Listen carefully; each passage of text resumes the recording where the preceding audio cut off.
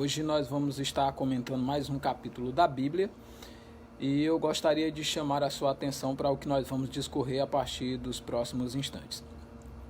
Hoje nós temos um capítulo muito lindo nas Escrituras para a gente estar estudando e examinando.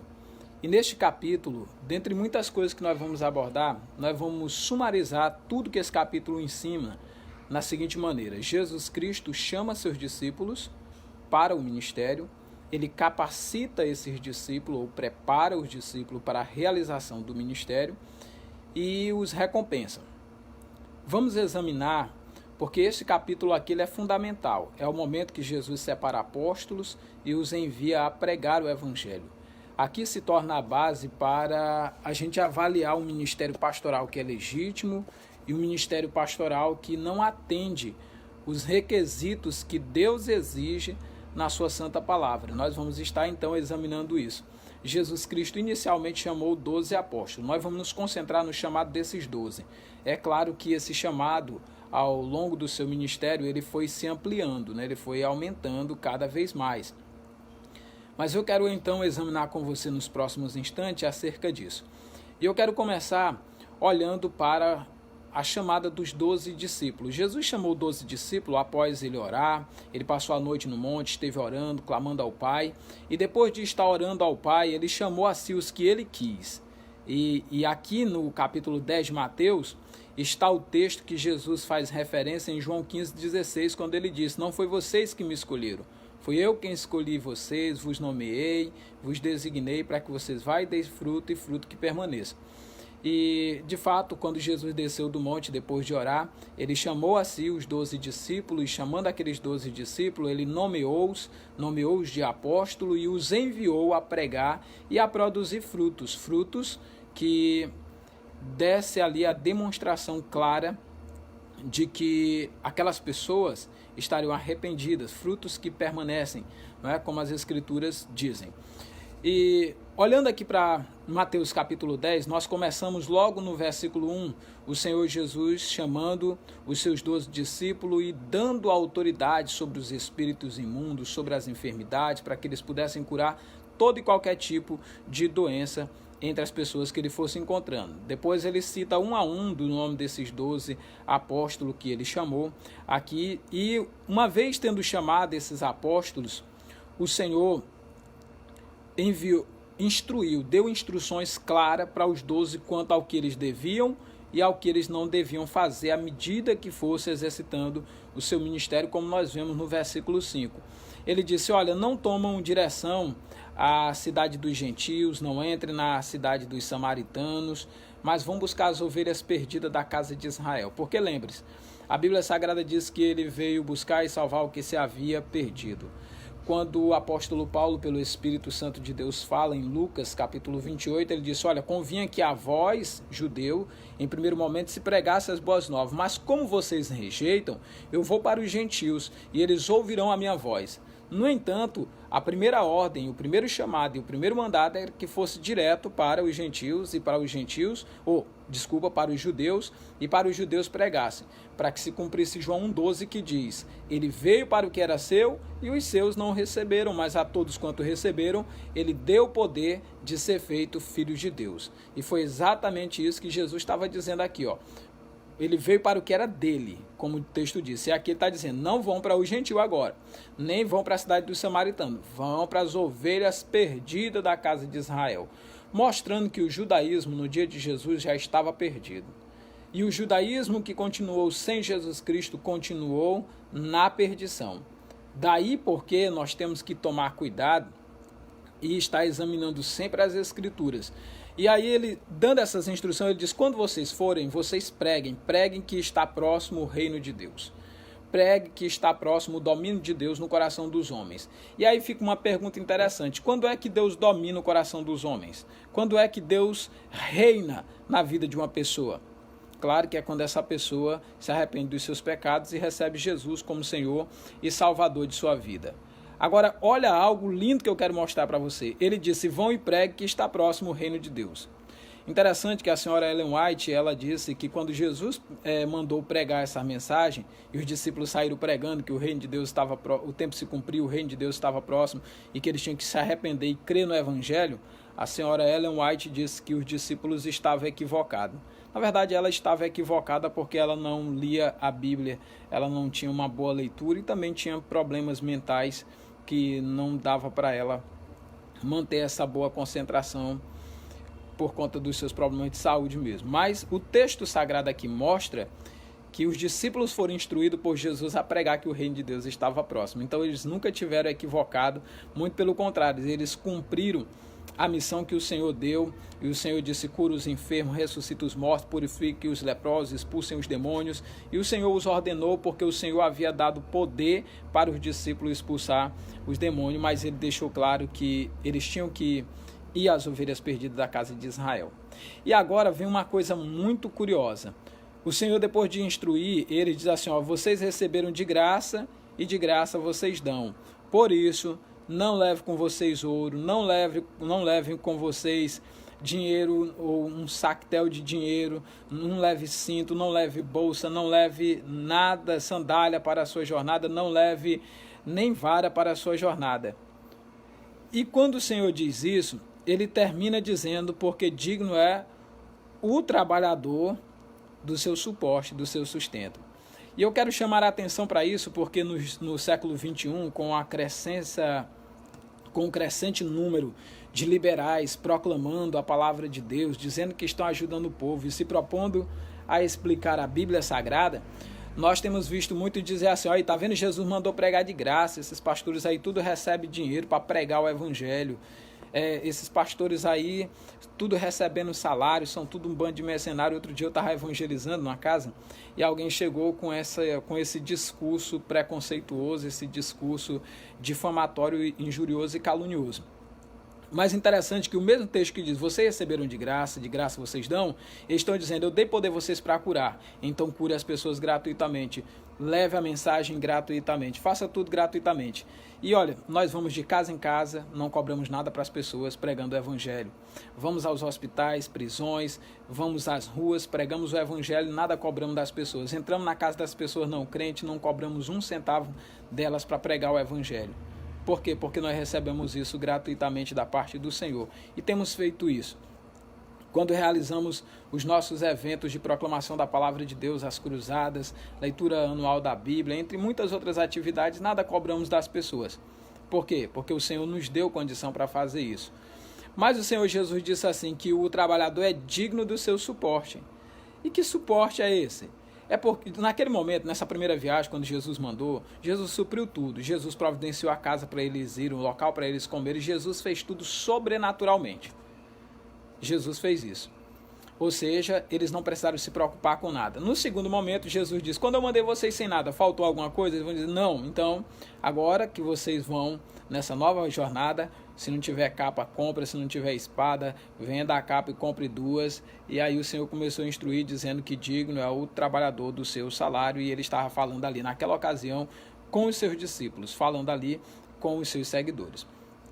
Olhando para esse texto aqui, você vai ver que o Senhor dá instruções claras: em qualquer vila ou povoado que vocês chegarem e naquela casa, vocês ficam ali até o dia de vocês sair.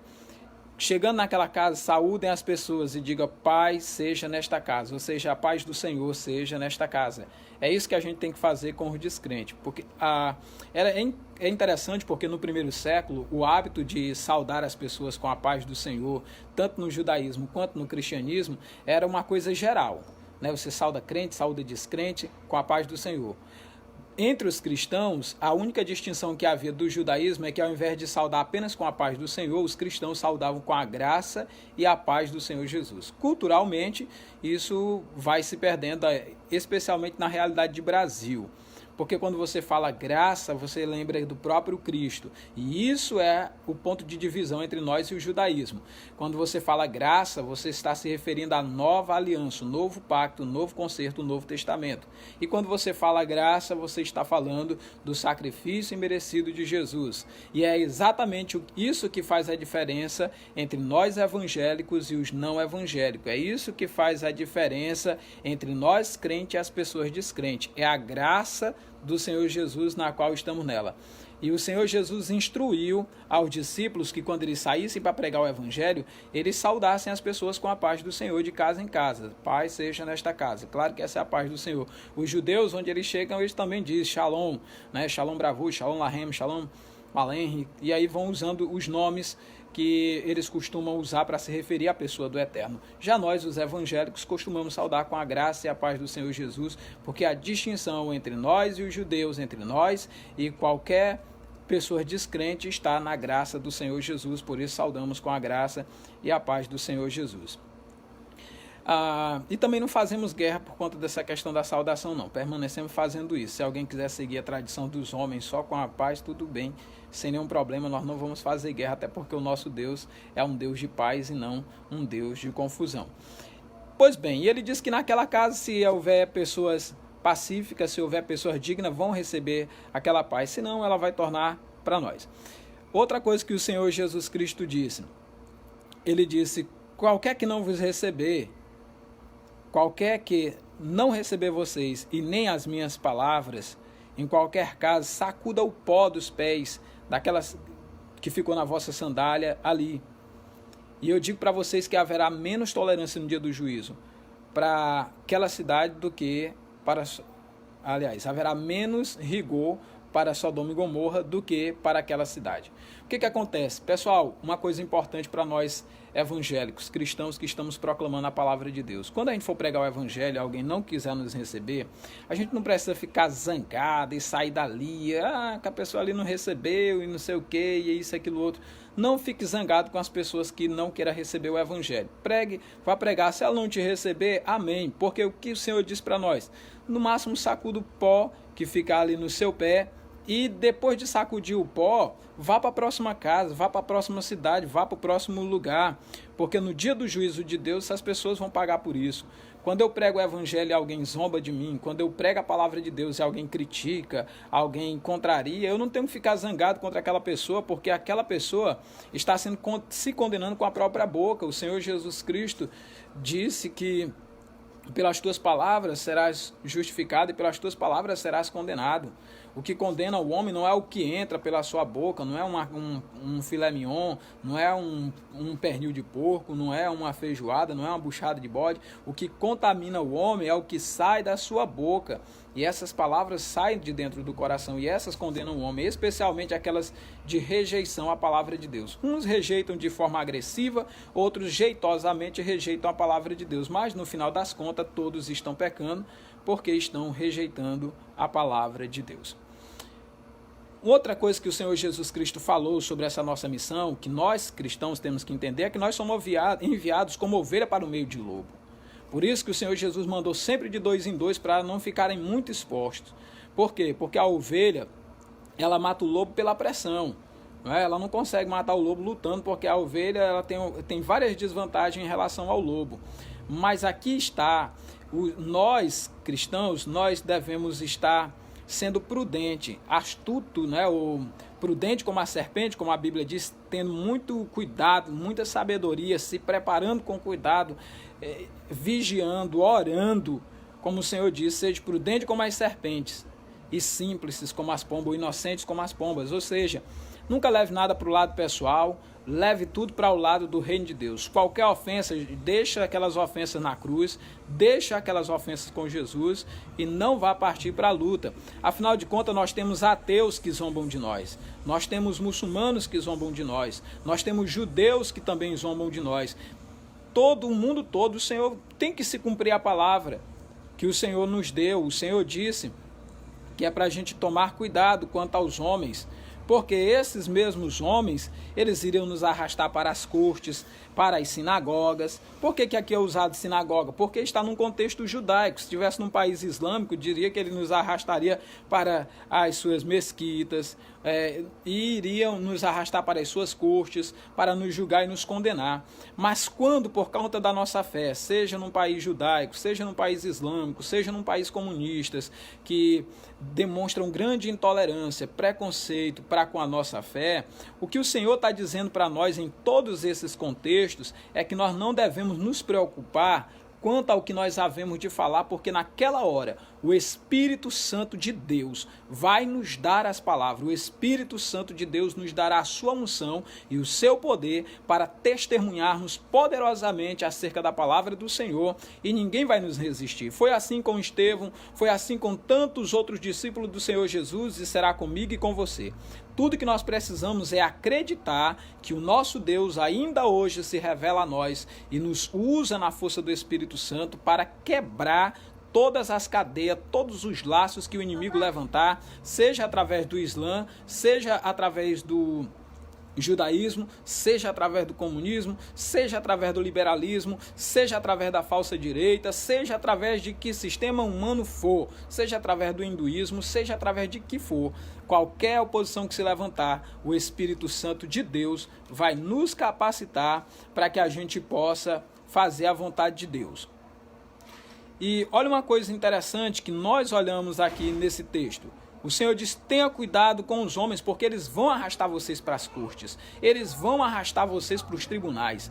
Os homens maus e sem Deus vão sim nos espancar, vão nos levar para as cortes, vão nos difamar, como vivem fazendo. O mundo está cheio disso. A intolerância à fé evangélica, ela tem diminuído, mas já foi terrível. E ainda hoje em outros países, além do Brasil, é isso que acontece. E nós precisamos estar atentos, porque a palavra de Jesus é a verdade. Mas o Senhor, Ele diz para nós ficarmos atentos e não nos preocuparmos quando estivermos nessas situações. Também Ele nos disse: não vos perturbeis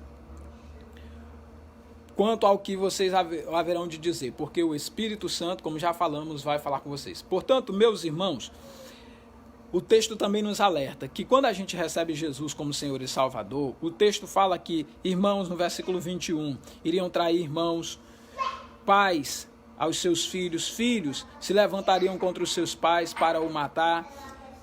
Veja, o Senhor Jesus Cristo mostrou que por causa dele, a inimizade entre a nossa família seria estabelecida. E quantas pessoas, depois que se converteram, elas se viram assim em terríveis dificuldades. Quais foram as dificuldades que elas se viram? Elas se viram o pai dizendo: você para mim é como um dedo que eu tinha na minha mão, que cortei e joguei fora. Outros vão dizer assim: para mim você não existe mais.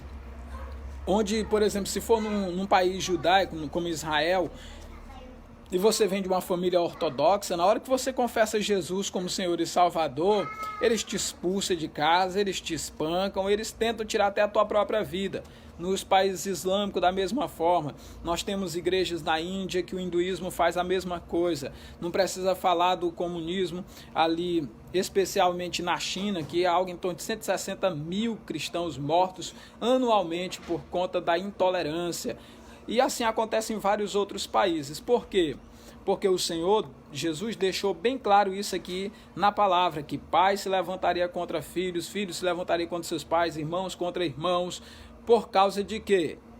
Por causa do ódio que eles têm por Jesus. O versículo 22 diz assim: vocês serão odiados de todos por causa do meu nome. No judaísmo, nós somos odiados porque quando falamos o nome de Jesus, eles nos chamam de idólatra. No islamismo, somos odiados por eles, porque quando a gente prega Jesus, eles também nos chamam de idólatra.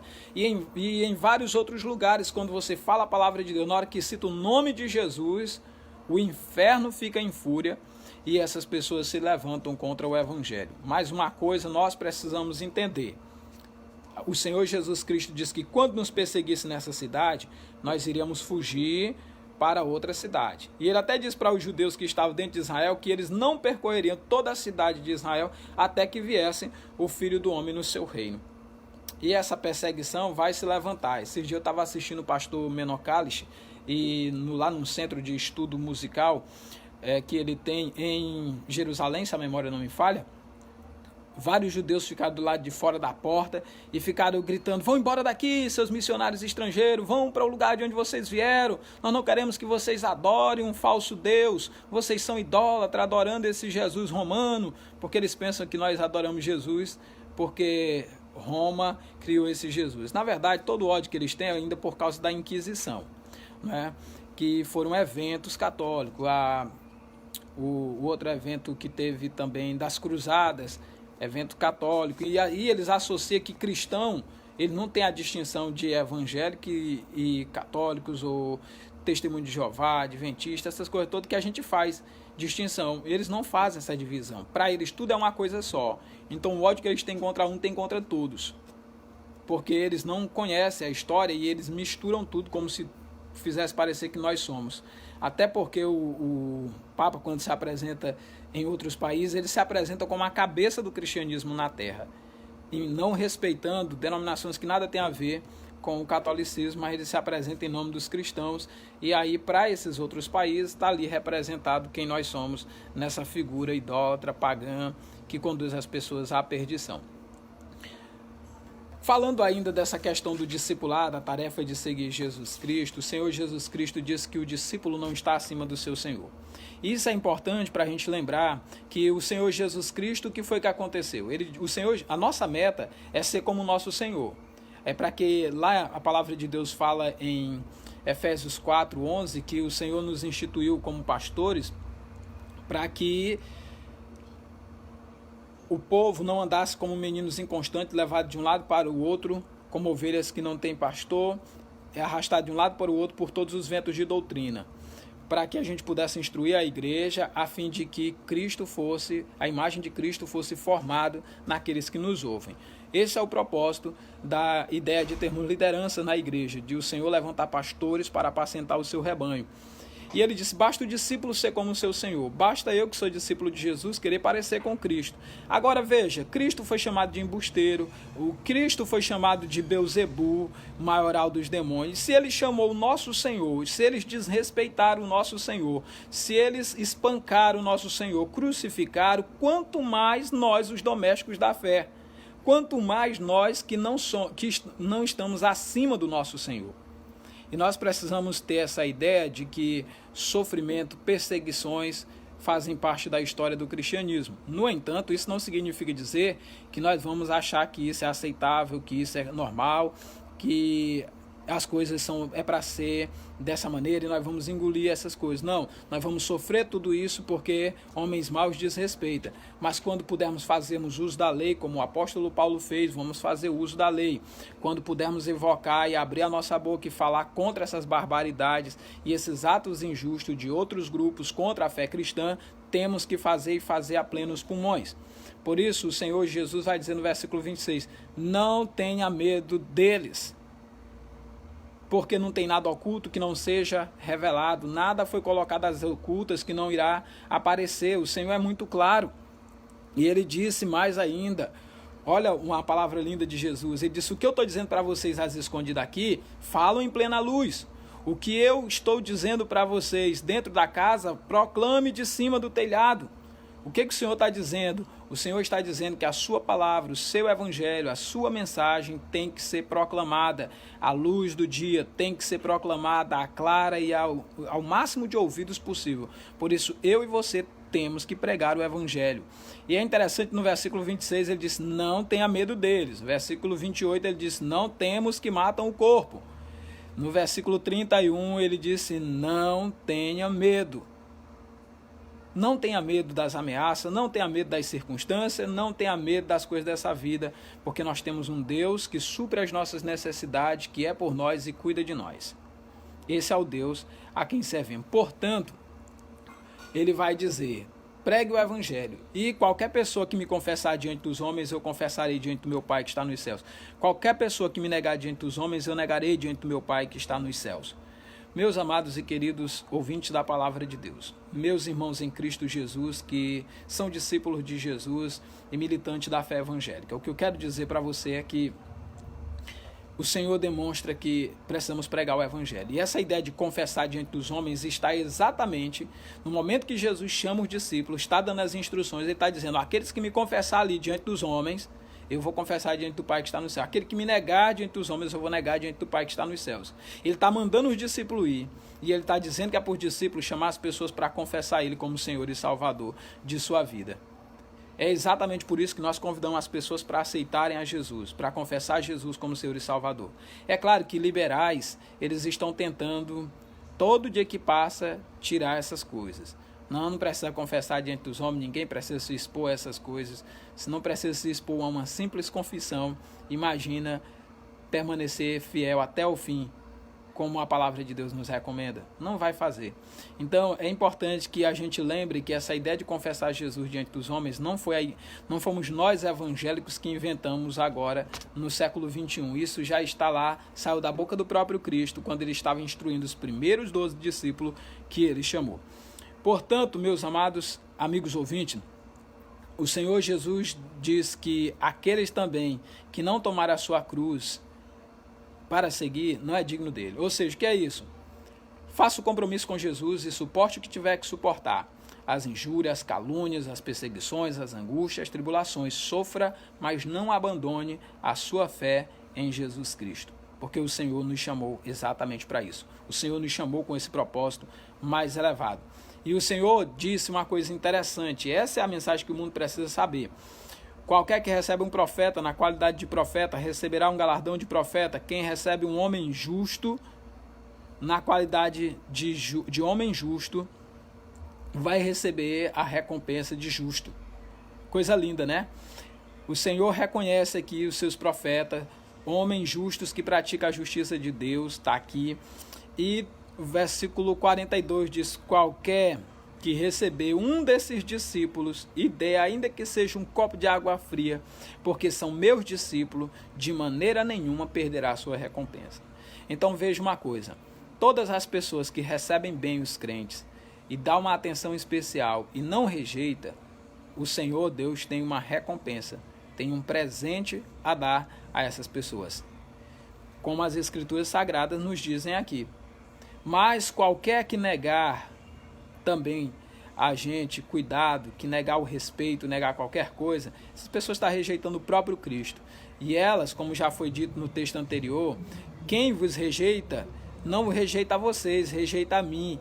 E quem rejeita a mim, rejeita aquele que me enviou também. Ou seja, quando alguém nos rejeita, está rejeitando Jesus e o Pai que enviou o Cristo a essa terra. Nós temos que ter a convicção, irmãos, que como igreja do Senhor Jesus, nós somos representantes legais do reino de Deus aqui na terra. Por isso, erga a sua cabeça, levante a sua voz e proclame a palavra de Deus na força do Espírito Santo. Que Deus em Cristo abençoe você e toda a sua casa que esteve nos acompanhando no decorrer de toda essa reflexão e de todo esse estudo, certo?